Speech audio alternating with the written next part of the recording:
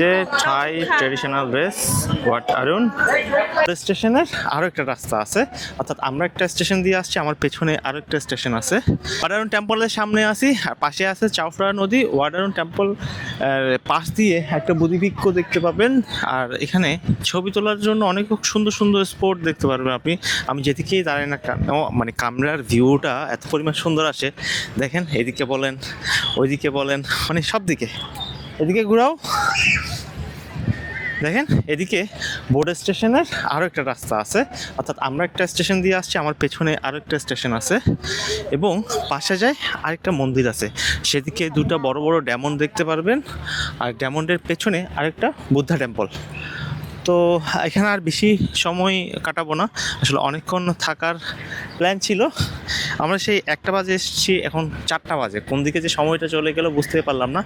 তো চাওফ্রা নদীটা একটু দেখাবো, আর পিছনের টেম্পলটা একটু দেখাবো।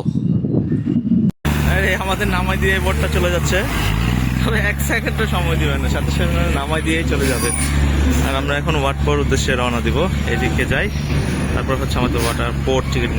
অপর পাশে ওয়াট আরুন, আমরা ওয়াটপোর্টে ছিলাম, যার কারণে 10 বাদে আমরা ওয়াট আরুনে চলে যেতে পারতেছি।